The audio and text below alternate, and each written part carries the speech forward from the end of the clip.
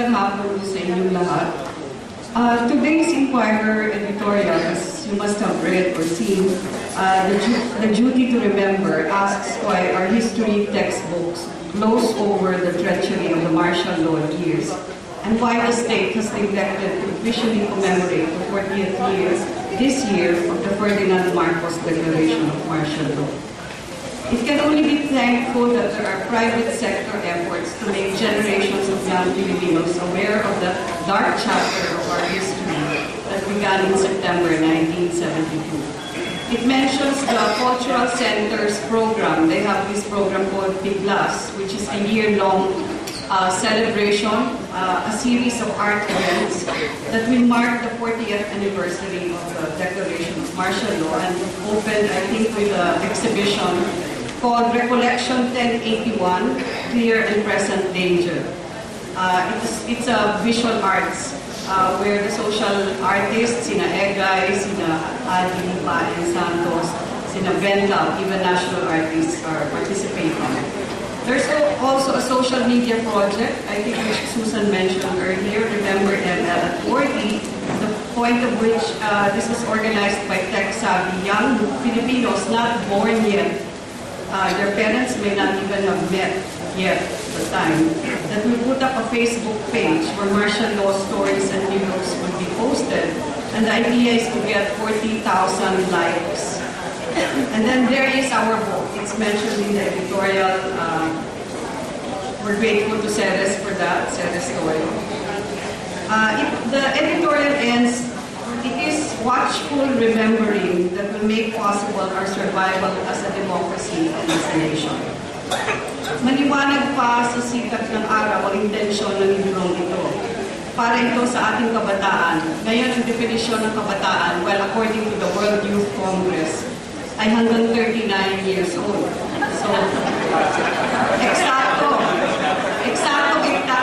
ito, dahil lahat ng 40 years old pababa ay di pa pinanganak noong ideklara ni Marcos ang martial law. Ngayon, nakikita natin nakakapagbagong anyo na ang mga Marcoses. Si Imelda ay congresswoman, si Amy ay governor, si Irene ay isang art patron at culture empresario, at si Bongbong Marcos ay senador na tinataya ng iba ay magiging presidente rin. Si Governor Amy ay, hindi ko alam kung alam ng iba ito, ay nakapaglimbag na ng 7 libro tungkol sa mga nagawa ng kanyang ama na nakabuti sa bayan, at nakapagpagawa rin ng mga pelikula which she refers to as kinder to their father and them. Kailangan maitala at maikwento na ang totoo bago pa maiba at mabago. Binabati ko si Ferdy at ang 38 nag-ambag ng 48 kwentong galing sa di malilimutang mga bahagi ng kanilang buhay. Wala ng takot o pasubali o pagsisisi man. Mga kwento ng isang henerasyon, ng isang panahong di karaniwan, di mandigmaan ay madaling lumagay at tumaya sa tama. Ngayon parang napakahirap, sabi nga ni Joel kanina, parang napakahirap malaman kung alin ang tama, at kahit ngayong marami sa atin ay nasa pwesto or in power, hindi rin natin malaman kung alin ang tama, alin ang mali. Binabati ko sila dahil sa pamamagitan ng librong ito ay maipabalik nila sa kamalayan ng henerasyon ngayon ang salita't pag-iisip, puso at kaluluwa ng Tibak. Nang ginawa namin sa Anvil yung UG, yung bagong bio ni Hobson na sinulat ni Boy Pimentel, lagi ko itong ikinikwento. Yung editorial assistant ko, tinanong sa akin kung ano yung sabihin ng PUG. Nagulat ako na gano'n na nga pala katagal at di na alam ng mga bata ang salitang UG. Kaya nilagyan namin ng periods. Ganun din ang nangyari actually kay Ferdy at kay Jordan. Si Jordan yung ating batang cover designer ng libro. Pinagsabihan pa nga ata ni Ferdy ang pobreng bata kung bakit, at sa UP pa naman siya graduate at naging collegian staffer pa siya, ay hindi niya alam ang salitang Tibak. Kayong pamay, nagawa rin ng cover na ikinasiya ng lahat, at para sa akin ay isa sa mga pinakamagandang covers namin sa Anvil. Ewan ko kung nangailangan ng malalim-lalim na indoctrination wala kay Ferdinand si Jordan. Ang mga tibak noon ay tibak pa rin hanggang ngayon sa mga pinili at pinagtapusan nilang mga gawain. No turning back, sabi nga nila. Ang kabataan natin, maging anak man sila o hindi ng mga tibak, ay palaging naghahanap ng may magagawang kapakinabang sa bayan o magbibigay kahulugan sa kanilang magiging buhay sa mundo. Dahil ang tibak o aktivista ay sa totoo ay isang taong spiritual, hindi religyoso. Naniniwala siya na ang spiritual ay namuhubog hindi ng dasal kundi ng gawa. Mas mahirap ang gawa sa salita. Ito ay isang cliché dahil laging sinasabi, dahil laging totoo. Ang mga pinaniniwalaan natin ay nakikita sa ating mga gawa at aksyon. Lagi-lagi dumarating ang panahon na sinusubok ang ating mga pinaniniwalaan, gaya ng panahon ng martial law.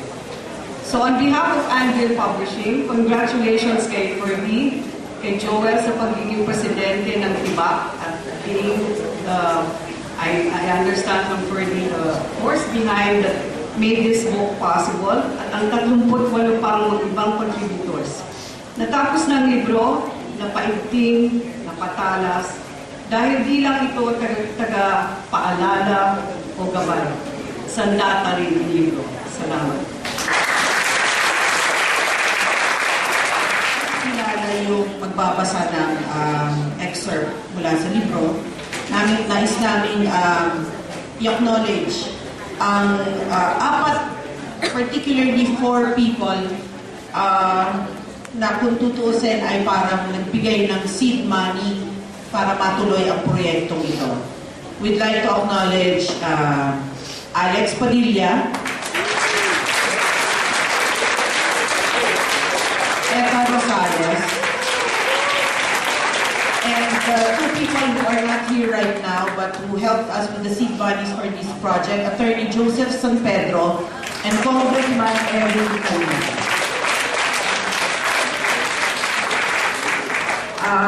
Nais naman namin i-acknowledge din para sa hapong ito ang nag-supply ng ating maiinom mamaya. Dalawang klase yun, Red Horse at saka Pale Pilsen. Sabi ko nga, parang alam ng San Miguel yung nature ng event.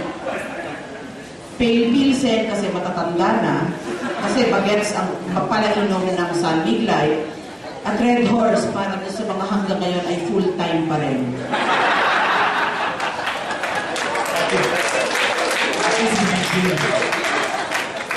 Isa rin po natin pasalamatan, nagbigay din ng soft drinks.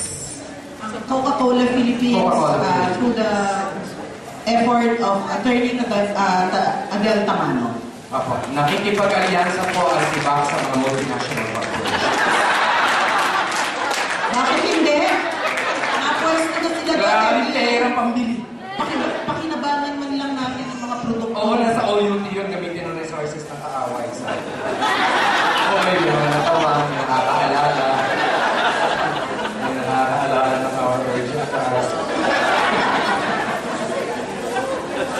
Sa bagay po ito, isang tawagan ng isang kasapi ng Theater Actors Guild para magbasa ng excerpt ng isang essay mula sa aklat. Tawagin po natin. Para basahin ang sinulat ni Joey Flora, si Rico de Rosario.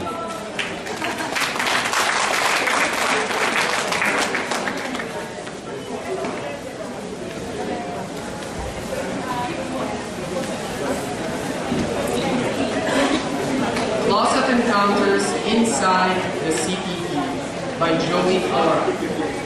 Gay Elephant draws fire from Polish politician, Huffington Post, April 10, 2009. In the 70s, I didn't think there were gays in the communist movement. I could not imagine a bunch of flaming fruitcakes charging at the riot police line, hurling Molotov cocktails. I have perfectly reasonable explanations, called excuses, for conjuring up such images back then. I was a creature of my time. I grew up in those years when the only image of homosexuals was of flamboyant, effeminate, and often cross-dressing men who were commonly beauticians, fashion designers, or gossip magazine scribes. Fujiwara, Itoy Moreno, Alfie Lorenzo, respectively, just in case you are curious about who I am thinking of. But the iconic image of the Filipino gay is the comics character Pacifica Palaypay, created by Mars Rapido and immortalized on film by my idol, the comedy king, Dolphy. Pacifica Palaypay was something of a Charlie Chaplin in drag. But I didn't see people matching that stereotype in the communist movement when I joined in 1983. I also grew up romanticizing student activism as the ultimate macho enterprise. I was 6 at the time of the fabled first quarter storm of 1970, when the streets leading to Malacanang Palace were ground zero for student unrest against the incipient dictatorship of Ferdinand Marcos. My family lived on the main thoroughfare going to the palace on Caro and Recto Avenue across the University of the East. From our second floor window, I watched in awe as activists overturned my father's delivered truck and engaged riot police in pitched battles armed with pillboxes and petroleum bombs. The movement I joined was also a creature of those times. It had a radical program to contest political power and re-engineer society, but culturally, it merely reflected the attitudes and prejudices of the society it was working to transform, including sharing in its homophobia. As far as I knew, the revolutionary movement did not seriously reflect on homosexuality, but the leader of this movement, the Communist Party of the Philippines, had back then was a policy document called On the Relations of Sexes, which implied marriage to be exclusively between a man and a woman. The document did not acknowledge homosexuality. It read like a sex education tome for Catholic schools, with its insistence on sexual abstinence for non-married couples. The communist cadres I was around with in my early days in the movement were of very traditional moorings. Comrades pursuing conservative sensibilities among idealized masses, which rendered public displays of affection, even by heterosexual couples, scandalous. One time, at a protest action, I saw this palish guy whose identity I'll hide by using his initials, DQ, leading a delegation of teachers in the march. I know, those initials seem suspect and gratuitous, but they truly are his initials. So, I pointed DQ out to my political elders and asked them about the CPP's attitude toward gays. They told me the party was not averse to having gays in the ranks as long as they did not engage in homosexual acts. My political officers were not talking about perms and facials. My first homosexual experience. Let me restate that. My first experience with homosexuality in the movement came innocently enough. It was late 1983 and I was at a party in a house in Manila's red light district of Magini with 3 of my activism buddies from Apollo Institute of Technology, Tito, Andres, and Sammy. The party was in a part of the house that doubled as a recording studio and rehearsal space for a live band. The music blared and beer flowed free, and we were having fun. Our hosts were a group of 5 or 6 students from San Sebastian College who were celebrating their new minting as political activists. Weeks earlier, after a rally in Villafons and Las Piñas, Manny, a national student leader and speaker at the rally, Nito and I were approached by a young man in the crowd who invited us to his home in the upscale subdivision for some snacks. We were the only reds in the sea of yellow in that anti-Marcos demonstration, and the guy was intrigued by what we stood for politically. Tino became politically involved after the assassination of opposition leader Inoy Aquino in August of that year. He had come to a point when he wanted to do more than just attend protest rallies.